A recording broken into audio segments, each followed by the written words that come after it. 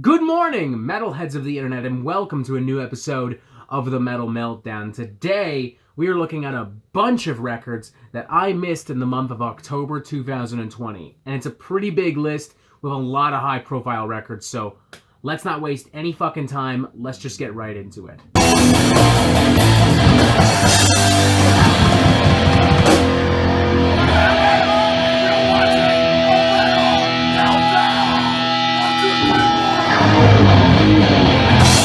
Alright, let's just peel the band-aid off right away with this first album, Metrifici from Talla.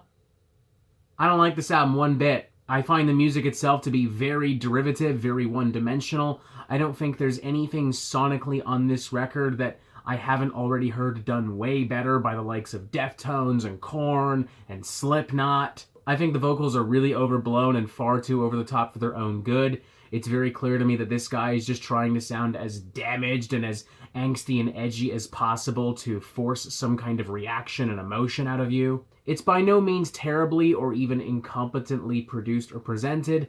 I just didn't really find it that appealing or engaging or entertaining at all. And honestly, the only reason why I'm mentioning this album at all in this video is because I have received so many requests, so many messages from so many people asking me to do so. Next up, we have Dealing with Demons Part 1 from Devil Driver, and yeah, I wasn't really impressed with this one either. Devil Driver, in my opinion, have never been an amazing band, but they've always been, even at their worst, kind of fun, kind of dependable for some like super dumb American metal jams. You know, big riffs, silly guitar solos, super macho lead vocals about how fucking tough we are, we're gonna crush everything, we're gonna punch everything, don't trust anyone.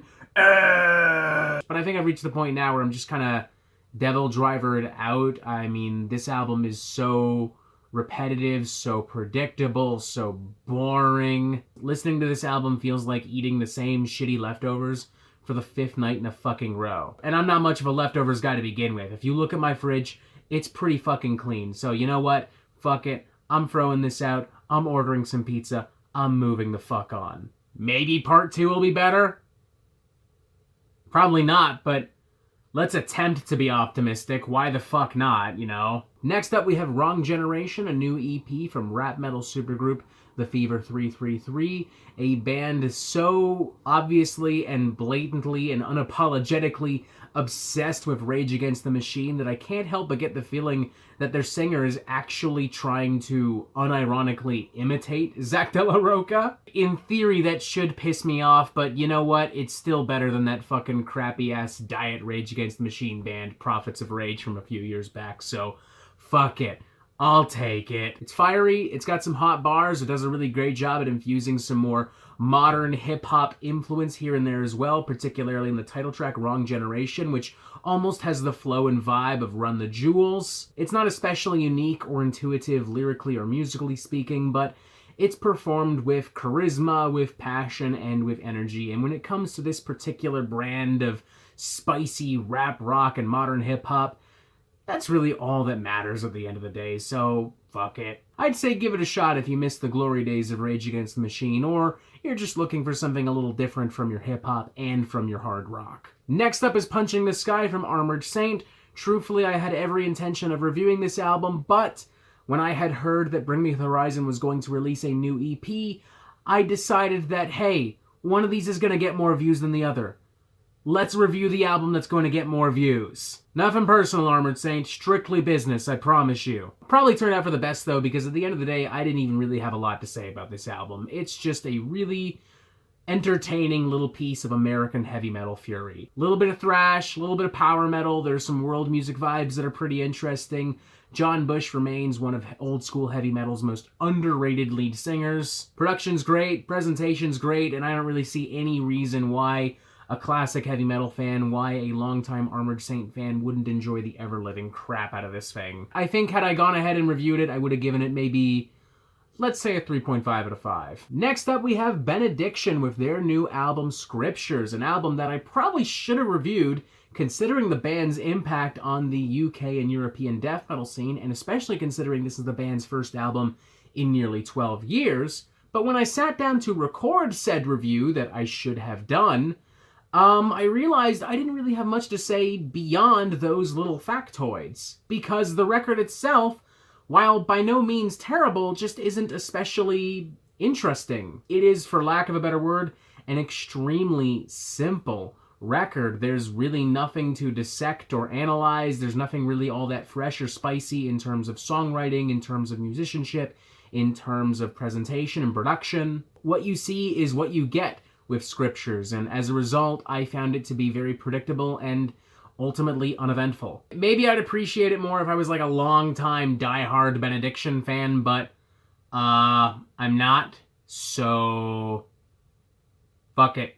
Sorry. Next up, we have Confluence, a new EP from Canadian extreme metal crew Wake, one being released really only half a year following their previous studio album, Devouring Ruin. Not that I'm complaining, mind you, because holy shit, what a fantastic little slice of pure Canadian brutality we have here. It is evocative, it is immediate, it is devastating. Wake are embracing a lot more black metal influence on this EP, making this a much more emotive and sonically dark record, even in comparison to the aforementioned Devouring Ruin. It is consistently so powerful and cathartic as a result.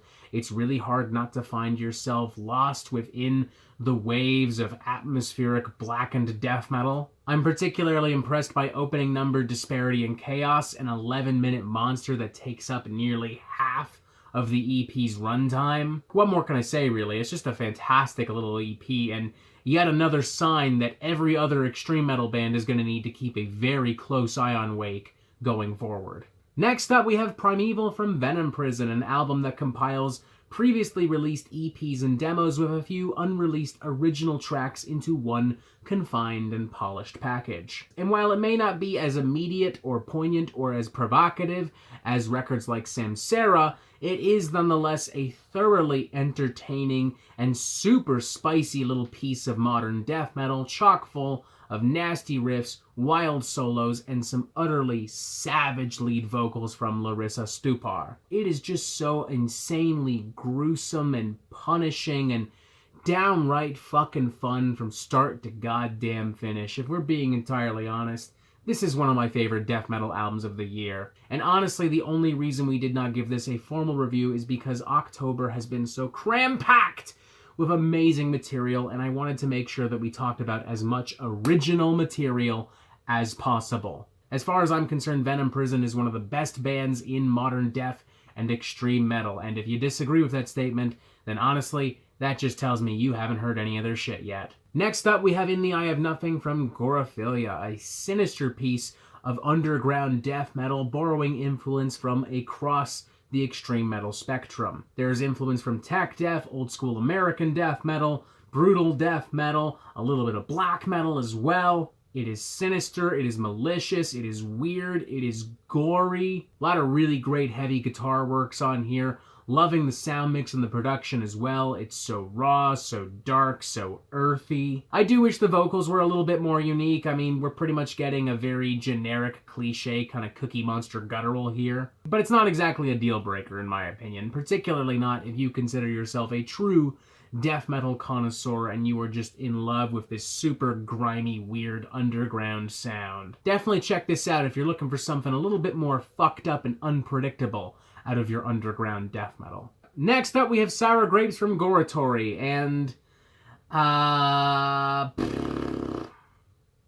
honestly don't know how I feel about this one. There are some pretty cool, kind of brutal tech death jams here. I'm particularly loving the guitar work from Alan Glassman, and yes, before you ask, that is the same Alan Glassman from Job for a Cowboy. But man, their songs are fucking silly as fuck, to the point of being immature, to the point of being juvenile. Like, you've got a song called Bottom Feeder here, which is about eating ass. You've got a song called I Shit Your Pants, which is literally just about shitting your pants. The inherent silliness of the songs themselves often carries over into the arrangement of the songs themselves, as sometimes they can feel a little bit too random and all over the place for their own good. Now, I will admit that there were a few one-liners and passages that caught me off guard, and I found myself laughing and giggling a little bit. The track Seth Putnam Was a Sensitive Man in particular had me chuckling silently to myself. But ultimately and unfortunately, that doesn't really do enough to make this record feel less childish and awkward for me. If the idea of literal potty humor being infused into brutal and technical death metal sounds fun to you, then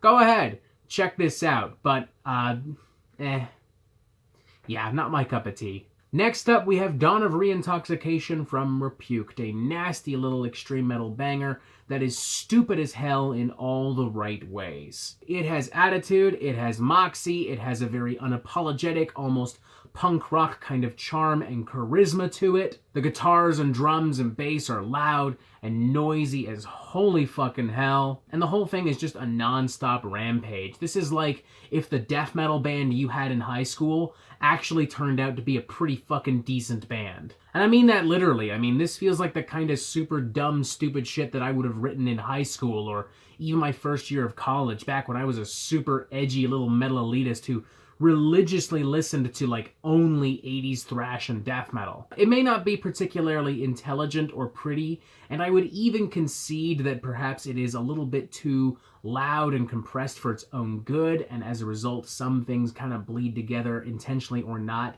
into an incoherent mess. But it can still be a genuinely rowdy, raucous, fun time in those moments, and I think that's ultimately what's going to matter for most of you out there. Next up, we have Lesions of a Different Kind from Undeaf, an album I've heard quite a lot about in the last couple of weeks. It is raw, it is brutal, it is slimy, it is relicious, definitely playing to the strengths of like early 90s underground and brutal death metal. I'm even reminded of some more modern works from other death metal bands like Tomb Mold and Outer Heaven, but I don't really think it's as strong as Tomb Mold or Outer Heaven, because I don't think that they have the same songwriting to boot.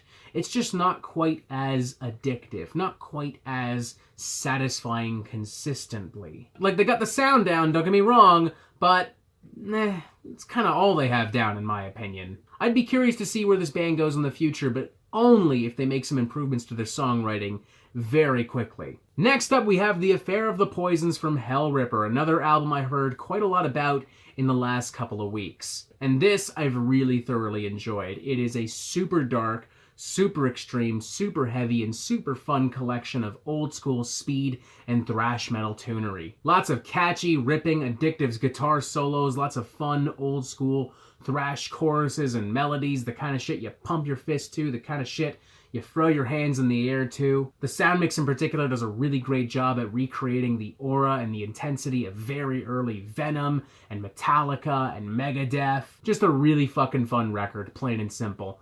Definitely check this out. And finally, we're going to wrap this up very, very quickly with the debut EP from Nuclear Power Trio entitled A Clear and Present Rager. And this one's weird, man. What we've got here is a very weird, silly, kind of shred metal, instrumental prog metal crew that for some reason has decided to perform under the guise of Donald Trump, Vladimir Putin, and Kim Jong-un forming some kind of supergroup power trio in hopes of bringing world peace. Yeah, I don't really know. It's weird. It's kind of gimmicky.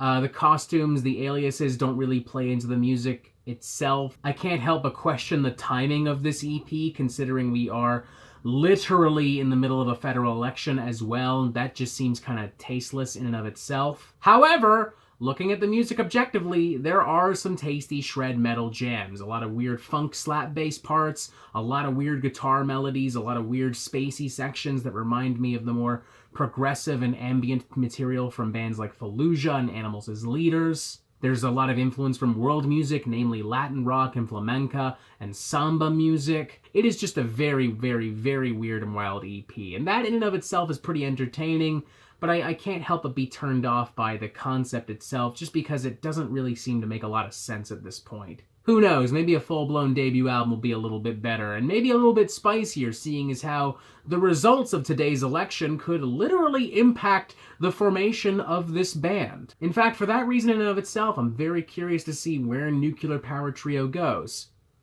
I'm gonna have to keep a close eye on these guys. And that is it. My camera is dying. I need to stop for the night. So if there are any other records I missed, let me know in the comments below. As always, if you liked what you saw here today, you press this button right here so you can subscribe and you can get updates on the Metal Meltdown fucking immediately. And also, as always, you have yourself a fantastic fucking day.